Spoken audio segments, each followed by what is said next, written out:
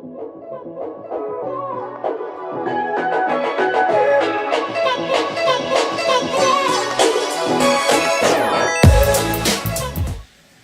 Friends, welcome to Hema சமையல்.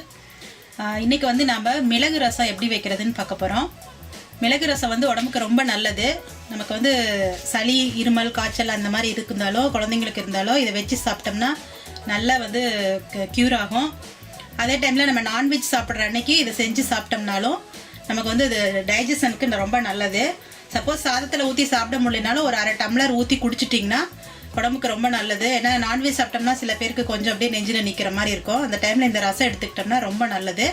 இது ரொம்ப குயிக்காக செய்யக்கூடியது தான், ஈஸியான ரெசிபி. இதுக்கு தேவையான பொருள் என்னென்னு பார்க்கலாம். இதுக்கு புளி வந்து ஒரு நெல்லிக்காய் சைஸ் அளவு புளி தண்ணியில் ஊற வச்சு வச்சுருக்கேன். இது தக்காளி வந்து ஒரு 2 பழம் நல்லா பழுத்ததாக கையிலே நல்லா பிழிஞ்சு விட்டு வச்சுருக்கேன். அடுத்து வந்து பெருங்காயம், இது வந்து ஒரு அரை டீஸ்பூன் பெருங்காயம் தாளிக்கிறதுக்கு. கடுகு 1 டீஸ்பூன். இது வந்து ஜீரகம் 1 டீஸ்பூனும் மிளகு 1 டீஸ்பூனும் மிக்சியில் வந்து நான் பொடிச்சு வச்சுருக்கேன். கோர்ஸாக, ரொம்ப நைஸாக பொடிக்கக்கூடாது. இதுதான் வந்து நம்ம இந்த மிளகு ரசத்துக்கு யூஸ் பண்ண போகிற பவுடர், ரச பவுடர் மாதிரி. இது நீங்கள் நிறைய கூட அரைச்சி வச்சுக்கிட்டு அப்பப்போ யூஸ் பண்ணிக்கலாம். ஆனால் இருந்தாலும் ஃப்ரெஷ்ஷாக போட்டிங்கன்னா நல்லாயிருக்கும். 2 ஈக்குவல் அமௌண்ட்டு ஜீரகமும் மிளகும் போட்டு மிக்சியில் கொஞ்சம் கோர்ஸாக வந்து பவுடர் பண்ணிக்கணும். அப்புறம் கொஞ்சம் கொத்தமல்லி தழை ரொம்ப இம்பார்ட்டன்ட், ரசத்துக்கு போட்டிங்கன்னா தான் நல்லா டேஸ்ட்டாக இருக்கும். அப்புறம் இங்கே பூண்டு ஒரு 3 பூண்டு வந்து நசுக்கி வச்சுருக்கேன் நல்லா தோலோட. அம்மி இருந்தால் அம்மியில் நசிச்சிக்கலாம், இல்லைன்னா இப்போ எல்லாருமே இடிக்கிற மாதிரி சின்ன ஆட்டுக்கள் மாதிரி வச்சுருக்காங்க. அது மாதிரி இருந்தாலும் நான் பூண்டை வந்து இப்படி தோலோட நசுக்கி வச்சுக்கோங்க. அப்புறம் தேவையான உப்பு. ஸோ இப்போ ரசம் எப்படி வைக்கிறதுன்னு பார்க்கலாம்.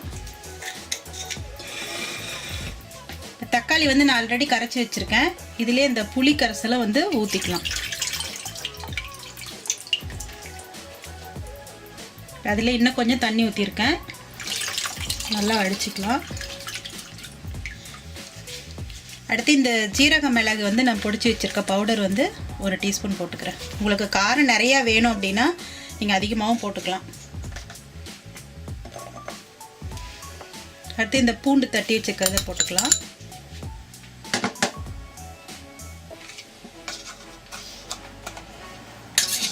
நல்லா மிக்ஸ் பண்ணிக்கோங்க. இதில் தேவையான அளவு தண்ணி ஊற்றிக்கலாம்.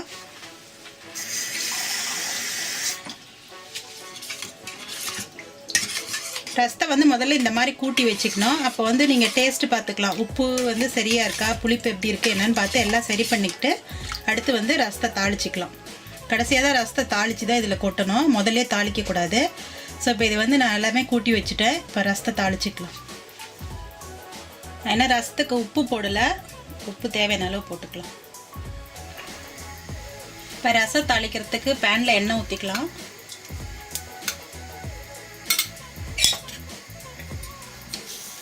இப்போ கடுகு போட்டுக்கலாம், பெருங்காயம் போட்டுக்கலாம்.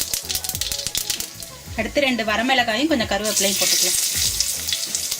ரசத்தை ஊற்றிக்கலாம்.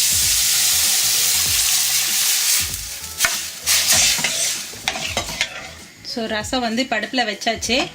ரசம் வந்து நல்லா கொதிக்கக்கூடாது, நல்லா மேலே நுர கட்டி வரும். அந்த மாதிரி நுர வரும்போதே, கொதிக்க ஆரம்பிக்கும் போதே அடுப்பை ஆஃப் பண்ணிடணும். கொதிக்க விட்டிங்கன்னா அந்த புளி வந்து கடுப்பாயிரும்னு சொல்லுவாங்க, ஒரு மாதிரி டேஸ்ட் மாறிடும்.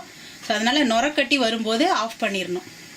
ஸோ இப்போ நான் அடுப்பில் வச்சுருக்கேன், நுர கட்டி வரும்போது பார்க்கலாம். இப்போ ரசம் பாருங்கள், நுர கட்டி வந்துடுச்சு, கொதிக்க ஆரம்பிக்குது. இப்போ வந்து அடுப்பை ஆஃப் பண்ணிக்கலாம். இப்போ கொத்தமல்லி தழை சேர்த்துட்டு ஒரு கலக்கிட்டு இதை வந்து உடனே வந்து நம்ம ரசம் வைக்கிற பாத்திரத்தில் வந்து மாற்றி மூடி வச்சிடணும். அப்போ தான் ரசம் வந்து வாசம் போகாத இருக்கும்.